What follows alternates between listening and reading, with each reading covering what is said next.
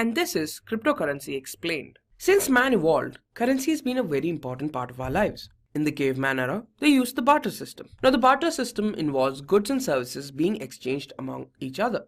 So now we have a situation where a caveman is exchanging 7 apples and getting oranges in return. Now the barter system fell out of use because it had some glaring flaws. Now these flaws include having people's requirements coincide. For example, say you have 5 apples and your friend has 5 oranges. You want some of his oranges. Now until and unless your friend has a requirement for the apples that you own, he'll not be ready to make an exchange for it. There's no common measure of value. Now, since there's no common measure in terms of which value of a commodity can be expressed, there's a problem when you have to decide how many apples you're ready to trade for one orange or a mango. Not all goods can be divided or subdivided. For example, you can't divide a live animal into different smaller units. The goods cannot be transported easily. Now, unlike how modern currency fits in your wallet or your mobile phone, the goods that you own cannot be taken with you everywhere you go.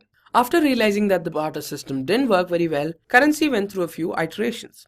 In 110 BC, an official currency was minted. In 1250 AD, gold-plated florins was introduced, and this was used across Europe. And from 1600 AD to 1900 AD, paper currency gained widespread popularity and was used across the world. This is how modern currency, as we know it, came into existence. Modern currency included paper currency and coins, credit cards, and digital wallets. For example, you have Apple Pay, Amazon Pay, Paytm, PayPal, and so on. All of this was controlled by banks and governments. Now, this means that there was a centralized regulatory authority that limited how paper currency and credit cards worked. Now, imagine the scenario of doing an online transaction. Here you're thanking your friend for paying for your lunch, and you're saying that you're sending them money to their account. Now, this transaction takes place successfully, but there are several ways where this could have gone wrong. There could have been a technical issue at the bank. For example, their systems could have been down, the machines weren't working properly, and so on. That means there's a central point of failure, which is the bank. The users' accounts could have gotten hacked. For example, there could have been a DDoS attack,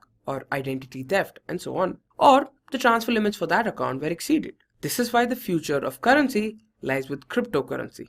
Now imagine the transaction between two people in the future. One of them has the Bitcoin app, and there's a notification asking whether they're sure they're ready to transfer 5 Bitcoins. If yes, processing takes place. Here we're authenticating the user's identity, checking whether they have the required balance to make that transaction, and other things. Now after that's done, the payment is transferred and the payment is received. All of this happens in a matter of minutes and is as simple as that.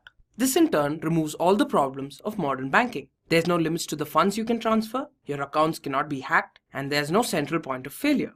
Now, as of 2018, there's more than 1600 cryptocurrencies available. Now, there are some popular ones like Bitcoin, Litecoin, Ethereum, and Zcash. And a new cryptocurrency crops up every single day. Now, considering how much growth they're having at the moment, there's a good chance there's plenty more to come in the upcoming years.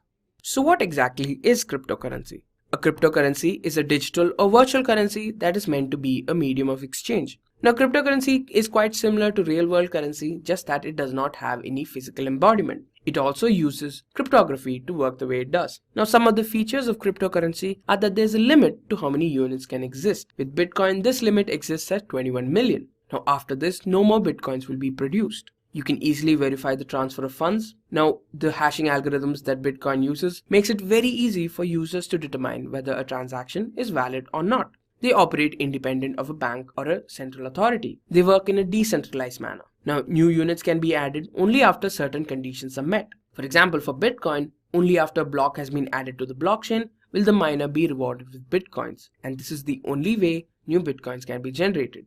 So what makes cryptocurrency so special? Firstly, there's little to no transaction costs. Now, if you use the digital wallet, you'll know that if you're transferring money from your wallet to your bank account, you'll lose some amount of money. You have 24/7 access to money. You can't just walk up to your bank at 3 a.m. in the morning and say that you want to withdraw some money. There's no limits on purchases and withdrawals. There's freedom for anyone to use. For example, if you're setting up an account in your bank, you need to do some amount of paperwork and documentation. With cryptocurrencies, all of that can be avoided. International transactions are faster. Now, wire transfers take about half a day to transfer money from one place to another, but with cryptocurrencies, it only takes a matter of minutes or seconds. What's the crypto in cryptocurrencies? Crypto refers to cryptography. It's a method of using encryption and decryption to secure communication in the presence of third parties with ill intent. Now, this refers to third parties who want to steal your data or want to eavesdrop on your conversation. Cryptography uses computational algorithms like SHA-256, which is the hashing algorithm that Bitcoin uses, a public key, which is like a digital identity of the user which he shares with everyone, and a private key, which is a digital signature of the user which he keeps hidden. Now let's talk about a normal Bitcoin transaction. First, you have the transaction details. Now this details who you want to send it to and how much Bitcoins you want to send them. Then it's passed through a hashing algorithm. For Bitcoin, we use the SHA-256 algorithm. The output that you obtain is passed through a signature algorithm with the user's private key. Now this is used to uniquely identify the user. This output is then distributed across the network for people to verify. This is done by using the sender's public key. The people who verify the transaction to check whether it's valid or not are known as miners. Now after this is done, the transaction and several others are added to the blockchain where it cannot be changed again. If the concepts of hashing seem a little difficult to you, I would suggest you click on the top right corner and watch the blockchain explain video so that you can understand better. Now the SHA-256 algorithm, like I told you earlier, looks something like this.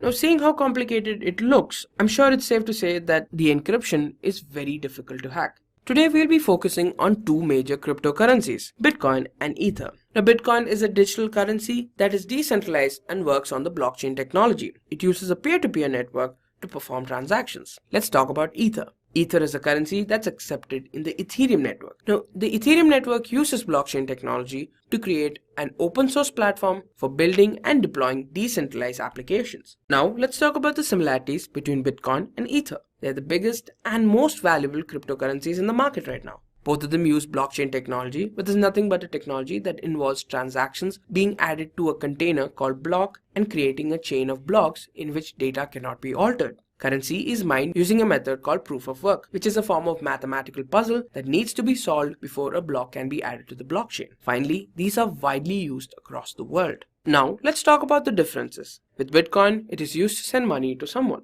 This is very similar to how real-life currency works. With Ether, it is used as a currency within the Ethereum network, although it can be used for real-life transactions as well. Bitcoin transactions are manual, which means you have to personally perform these transactions. With Ether, you have the option to make these transactions manual or automatic or programmable, which means that these transactions will take place when a certain condition has been met. For Bitcoin, it takes 10 minutes to perform a transaction, which is the amount of time it takes for a block to be added to the blockchain. With Ether, it takes about 20 seconds to do a transaction.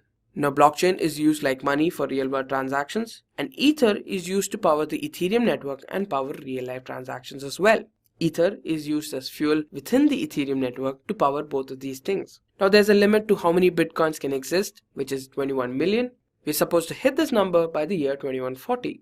Ether is expected to be around for a while, but not to exceed 100 million units. Now, Bitcoin is used for transactions involving goods and services, and Ether uses blockchain technology to create a ledger to trigger a transaction when a certain condition is met. For Bitcoin, we use an algorithm called SHA-256 for hashing, and with Ethereum, we use ETH. As of July 23, 2018, one Bitcoin equals $7,668. For Ether, it costs $464. Now, what's the future of cryptocurrencies? The whole world is clearly divided when it comes to cryptocurrencies. On one side, you have supporters like Bill Gates, Al Gore, and Richard Branson who say that cryptocurrencies are better than regular currencies. On the other side, we have people completely against it. People like Warren Buffett, Paul Krugman, and Richard Shiller, who are both Nobel Prize winners in the field of economics. They call it a Ponzi scheme and means for criminal activities. In the future, there's going to be a conflict between regulation and anonymity. Since several cryptocurrencies have been linked with terrorist attacks, governments would want to regulate how cryptocurrencies would work.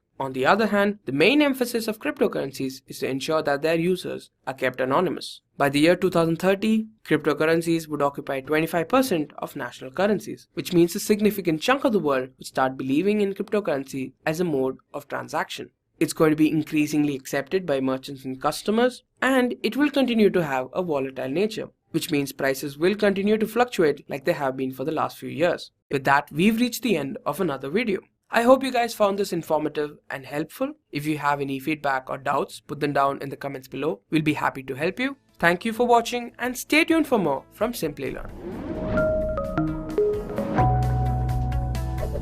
Hi there, if you like this video, subscribe to the Simplilearn YouTube channel and click here to watch similar videos. To nerd up and get certified, click here.